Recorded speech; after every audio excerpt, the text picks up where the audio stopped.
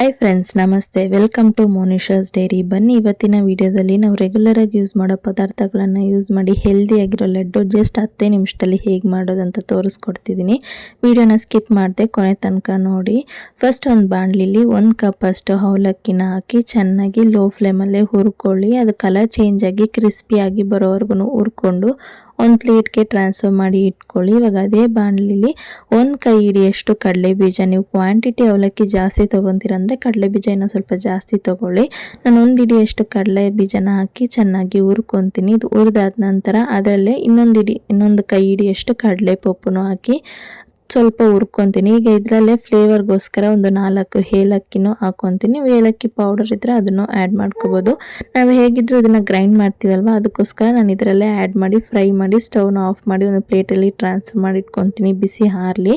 ಹಾಗೆ ದ್ರಾಕ್ಷಿ, ಗೋಡಂಬಿ, ಬಾದಾಮನ್ನ ಚಿಕ್ಕ ಚಿಕ್ಕದಾಗಿ ಕಟ್ ಮಾಡಿಕೊಂಡು ಬಾಣಲಿಲಿ 1 ಸ್ಪೂನಷ್ಟು ತುಪ್ಪನ ಹಾಕಿ ಈ ಡ್ರೈ ಫ್ರೂಟ್ಸ್ನೆಲ್ಲನೂ ಹಾಕಿ ಚೆನ್ನಾಗಿ ಗೋಲ್ಡನ್ ಬ್ರೌನ್ ಆಗೋವರೆಗೂ ಫ್ರೈ ಮಾಡಿ ಎತ್ತಿಟ್ಕೊಳ್ಳಿ. ಡ್ರೈ ಫ್ರೂಟ್ಸ್ ಬಂದು ನಿಮ್ಮ ಚಾಯ್ಸೇ, ನೀವು ಯಾವ್ದು ಬೇಕಾದರೂ ಹಾಕ್ಕೋಬೋದು. ಬಟ್ ಹಾಕೋದಕ್ಕೂ ಮುಂಚೆ ಒಂದ್ಸತಿ ತುಪ್ಪದಲ್ಲಿ ಚೆನ್ನಾಗಿ ಫ್ರೈ ಮಾಡಿಬಿಟ್ಟು ನಂತರ ಆ್ಯಡ್ ಮಾಡ್ಕೊಳ್ಳಿ. ಸೊ ಲಡ್ಡು ತಿನ್ನೋವಾಗ ಕ್ರಿಸ್ಪಿಯಾಗಿ ಚೆನ್ನಾಗಿರುತ್ತೆ ಅಷ್ಟೇ.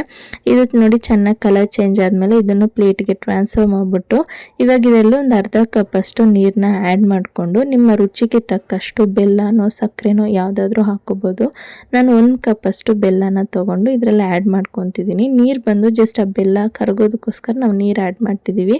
ಬೆಲ್ಲ ಚೆನ್ನಾಗಿ ಕರಗದ ಮೇಲೆ ಶೋಧಿಸ್ಕೊಳ್ಳಿ. ಇನ್ ಕೇಸ್ ಬೆಲ್ಲದಲ್ಲಿ ಏನಾದರೂ ಮಣ್ಣು ಏನಾದರೂ ಇದ್ದರೆ ಅದು ನಮಗೆ ಈಸಿಯಾಗಿ ಫಿಲ್ಟರ್ ಆಗುತ್ತೆ. ಅದಕ್ಕೋಸ್ಕರ ಬೆಲ್ಲ ಕರಗೋ ಅಷ್ಟರಲ್ಲಿ ಇದು ಬಿಸಿನೂ ಆರಿತ್ತಲ್ವ, ಇದನ್ನು ಜಾರ್ಗೆ ಟ್ರಾನ್ಸ್ಫರ್ ಮಾಡಿಬಿಟ್ಟು ತುಂಬ ನೈಸಾಗಿ ಪೌಡರ್ ಥರ ಗ್ರೈಂಡ್ ಮಾಡ್ಕೊಬೇಡಿ. ಒಂದು ಸ್ವಲ್ಪ ರವೆ ಥರ ಇರೋ ಥರ ಗ್ರೈಂಡ್ ಮಾಡ್ಕೊಳ್ಳಿ. ಆವಾಗ ಆ ಲಡ್ಡು ತಿನ್ನೋವಾಗ ನಮಗೆ ಚೆನ್ನಾಗಿರುತ್ತೆ. ತುಂಬ ಪೌಡ್ರ್ ಆಗೋದ್ರೆ ಅಷ್ಟೊಂದು ಚೆನ್ನಾಗಿರಲ್ಲ. ಅದಕ್ಕೋಸ್ಕರ ನೋಡಿ ನಾನು ಈ ಥರ ಎಲ್ಲ ಗ್ರೈಂಡ್ ಮಾಡಿ ಇಟ್ಕೊಂಡಿದ್ದೀನಿ. ಆ್ಯಂಡ್ ಬೆಲ್ಲನೂ ಕರಗಿತ್ತು, ನಾನು ಶೋಧಿಸಿ ಮತ್ತೆ ಅದೇ ಪಾತ್ರೆಯಲ್ಲಿ ಹುಯ್ಕೊಂಡಿದ್ದೀನಿ. ಇವಾಗ ಪಾಕ ಎಲ್ಲ ಏನು ಬೇಕಾಗಿಲ್ಲ, ಜಸ್ಟ್ ಈ ಥರ ಕುದೀತಿದ್ರೆ ಸಾಕು. ಇವಾಗ ನಾವು ಆಲ್ರೆಡಿ ಏನು ಗ್ರೈಂಡ್ ಮಾಡಿ ಇಟ್ಕೊಂಡಿದ್ದೀವಿ ಅದನ್ನು ಬಂದು ಕೈ ಬಿಡ್ತಾರೆ ಸ್ವಲ್ಪನೇ ಆ್ಯಡ್ ಮಾಡ್ತಾ ಮಿಕ್ಸ್ ಮಾಡ್ಕೊತಾ ಬನ್ನಿ. ಇನ್ ಕೇಸ್ ಒಂದೇ ಸತಿ ನೀವು ಆ್ಯಡ್ ಮಾಡಿದ್ರೂ ಗಂಟು ಕಟ್ಬಿಡುತ್ತೆ. ಅದಕ್ಕೋಸ್ಕರ ನಾವು ಯೂಶ್ವಲಾಗಿ ಉಪ್ಪು ಎಲ್ಲ ಹೆಂಗೆ ಮಾಡ್ತೀವಿ ಅದೇ ಥರನೇ ಸ್ವಲ್ಪ ಈ ಹಸಿಟ್ಟು ಹಾಕ್ತಾ ಕೈ ಬಿಡ್ದರೆ ಮಿಕ್ಸ್ ಮಾಡ್ಕೊತಾ ಬನ್ನಿ. ಸೊ ಫಸ್ಟ್ ಸ್ಟಾರ್ಟಿಂಗಲ್ಲಿ ತುಂಬ ನೀರು ಹಾಕ್ತಾರ ಇರುತ್ತೆ, ಬಟ್ ಒಂದು 5 ನಿಮಿಷ ನೀವು ಚೆನ್ನಾಗಿ ಬೇಯಿಸಿದಾಗ ಆ ಅವಲಕ್ಕಿ ಎಲ್ಲ ಚೆನ್ನಾಗಿ ಬೆಂದು ಆ ನೀರಿನ ಅಂಶನೆಲ್ಲ ಎಳ್ಕೊಂಡು ಚೆನ್ನಾಗಿ ಗಟ್ಟಿ ಆಗಿಬಿಡುತ್ತೆ. ಸೊ ನೀವೇನು ಭಯಪಡಬೇಡಿ. ನೋಡಿ ಇವಾಗ ಇಷ್ಟು ನೀರಾಗಿದೆ ಅಲ್ವಾ, ಒಂದು 5 ನಿಮಿಷ ಕೈ ಬಿಡದರೆ ಮಿಕ್ಸ್ ಮಾಡ್ತಾ ಇದ್ರೆ ಇವಾಗ ತೋರಿಸ್ತೀನಿ ನೋಡಿ, ಇಷ್ಟು ಗಟ್ಟಿಯಾಗಿ ಬೆಂದಿರುತ್ತೆ. ಇವಾಗ ನಾವು ಫ್ರೈ ಮಾಡಿ ಇಟ್ಕೊಂಡಿರುವಂಥ ದ್ರಾಕ್ಷಿ ಗೋಡಂಬಿನೂ ಹಾಕಿ ಮಿಕ್ಸ್ ಮಾಡಿ ಸ್ಟವ್ ಬಂದು ಆಫ್ ಮಾಡಿಬಿಡಿ.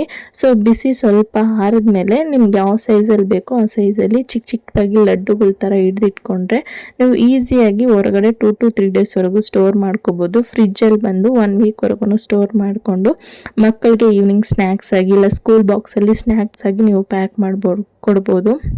ಖಂಡಿತ ಟ್ರೈ ಮಾಡಿಬಿಟ್ಟು ಹೇಗಿತ್ತು ಅಂತ ಮರಿದರೆ ಕಮೆಂಟ್ಸಲ್ಲಿ ತಿಳಿಸಿ. ಸೊ ವಿಡಿಯೋ ಇಷ್ಟ ಆದಲ್ಲಿ ಮರಿದರೆ ಲೈಕ್ ಮಾಡಿಬಿಟ್ಟು ಚಾನಲ್ನ ಸಬ್ಸ್ಕ್ರೈಬ್ ಮಾಡ್ಕೊಳ್ಳಿ. ಇನ್ನಷ್ಟು ಇಂಟ್ರೆಸ್ಟಿಂಗ್ ರೆಸಿಪೀಸ್ನ ನಿಮ್ಮ ಜೊತೆ ಶೇರ್ ಮಾಡ್ಕೊತೀನಿ. ಇನ್ನೊಂದು ವಿಡಿಯೋದಲ್ಲಿ ಸಿಗ್ತೀನಿ. ಬಾಯ್.